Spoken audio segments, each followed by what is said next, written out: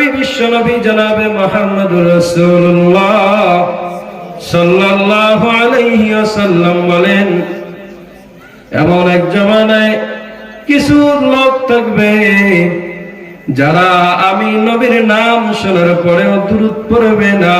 এরাই হলো এই বেদুইনের চাইতে বড় কিপট, যে আমি নবীর নাম শোনার পরেও দুরূদ পড়বে না। এরা হলো ওর চাইতেও কিপট, ওর চাইতেও খুব স্মার্ট লোক।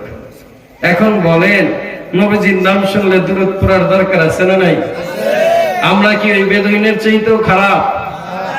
আমরা তো মুসলমান, আশরাফুল মাখলুকাত, আমরা তো দামি মানুষ, আমরা তো ঈমানওয়ালা। আল্লাহ তো ঈমানদারদেরকে অনেক পাওয়ার দিয়েছেন, আউলিয়াদেরকে অনেক পাওয়ার দিয়েছেন। আমাদের তো অনেক পাওয়ার, যদি কোনো মতে আউলিয়া হইতেই পারি।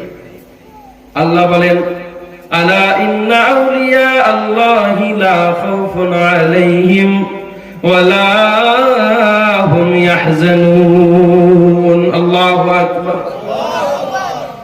কোনো ভয় নাই, কোনো চিন্তা নাই, কোনো পেরেশানি নাই। কিয়ামতের ময়দানে কঠিন মুসিবতের সময় মানুষগুলো যখন হাহুতাশ করবে, মানুষগুলো যখন পাগলের মতো ছোটাছুটি করবে, সন্তান মায়ের কাছে দৌড়াইবে, মা সন্তানের কাছে একটা নেকির জন্য দৌড়াইবে, মাথার উপরে আল্লাহ সূর্যটা টানায় দিবেন, মাথার মগজগুলো ভাতের মতো টকবক টকবক করে উতলাইতে থাকবে। এমন এক কঠিন মুহূর্তে আল্লাহ পাক রব্বুল আলামিন বলেন, আলা ইন্না আউলিয়া আল্লাহি লা খাউফুন আলাইহিম ওয়ালা হুম ইয়াহজানুন। আমার আউলিয়াদের কোনো ভয় নাই, কোনো চিন্তা নাই। আল্লাহু আকবার। আমার আউলিয়াদের কোনো পেরেশানি নাই। আমি আল্লাহ এদেরকে আমার আরশে আযমের নিচে ছায়ার ব্যবস্থা করে দিব। এজন্য আউলিয়া হইতে হইলে কিন্তু আলেম হওয়া লাগে না, আউলিয়া হইতে হইলে মাওলানা হওয়া লাগে না, কারি সাহেব হওয়া লাগে না, মুফতি সাহেব হওয়া লাগে না।